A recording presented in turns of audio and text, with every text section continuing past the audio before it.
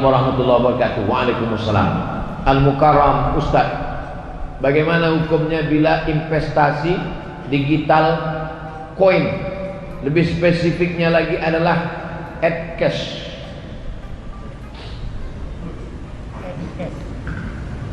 Dulu awal-awalnya jual belinya, bapak punya padi, saya punya ikan. Ikannya ditukar dengan padi. Kamu mau ikan ini tukar dengan padi? Mau. Karena nggak mungkin dia makan beras nggak pakai ikan. Saya pun nggak mungkin makan ikan nggak pakai nasi. Maka kita tukarlah. Ikan saya bagi 2, beras kamu bagi. Akhirnya setuju. Maka jual beli ini disebut dengan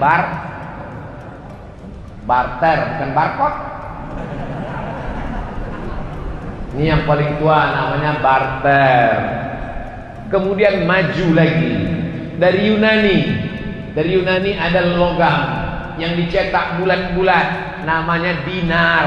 Orang Yunani menyebutnya dinar. Sampai ke kota Makkah, sampai ke kota Madinah, dia disebut sebagai dinar. Tidak lagi pakai barter.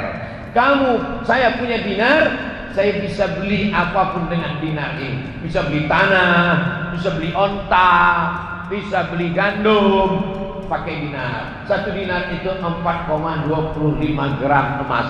Meningkat dari barter menjadi dinar dan dirham. Meningkat yang ketiga tidak lagi pakai dinar. Dinar tidak bisa lagi dibawa, karena kalau sampai saya bawa dinar sekarang, bisa dikejar maling. Wah, itu ada dinar. Pakai cincin emas saja sedang dirampok orang. Bukan diambil emasnya, sama jari-jarinya dia potong. Barter, di atas barter dinar, di atas dinar. Ini yang ketiga, keluarlah apa yang disebut dengan uang kertas. Uang kertas dicetak oleh negara supaya emas tidak berkeliaran di jalan. Di Indonesia ada berapa emas?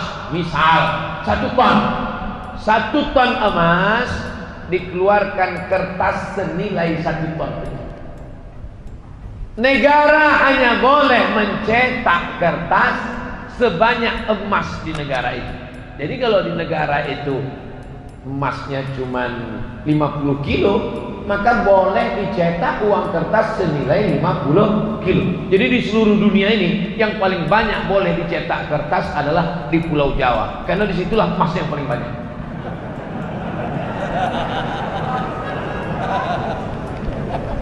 Lalu kemudian Amerika mencetak kertas lebih banyak dari emas yang ada di negara.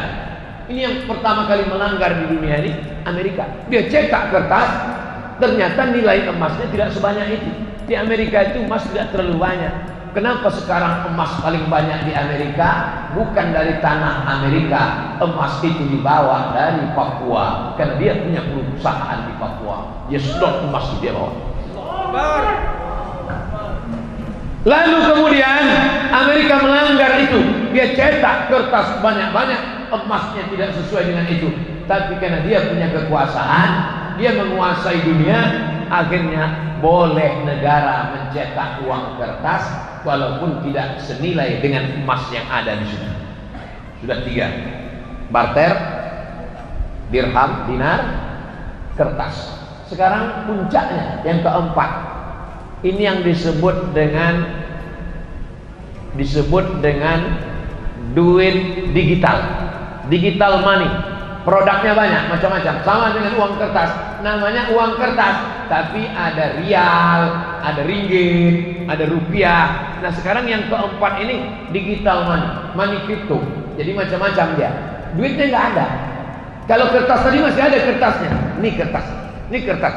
Yang ini digital money. Uangnya tuh di alam goib, nggak ada. Tapi dia punya. Adanya cuma di handphone, cuma di laptop, disimpan di suatu tempat. Maka kesepakatan pertemuan ulama di Universitas Darussalam Gontor Ponorogo Ketemulah di situ pakar-pakar ekonomi Islam. Kesepakatannya dua. Yang pertama, sebagai alat tukar bisa. Sebagai alat tukar. Misalnya saya mau jual mobil saya. Datang jamaah dari Masjid Jami Al-Mukarramah. Ustaz Somad, ya, saya mau beli mobil Ustaz. Mana uangnya? Uangnya di alam gaib Ustaz. Saya pakai uang digital sebagai alat tukar. Kalau saya mau, boleh. Saya terima uang digital kamu, ini kirim ke sini, saya simpan di akun ini, boleh sebagai alat tukar.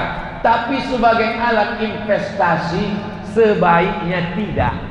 Kenapa sebaiknya tidak? Karena nilainya tidak stabil. Uang kertas saja pun nilainya tidak stabil. Uang kertas mengalami resesi. Uang kertas mengalami apa yang disebut dengan nilainya tak sama, jatuh. Harga kambing zaman Nabi dengan zaman sekarang pakai uang dinar sama, karena emas itu stabil.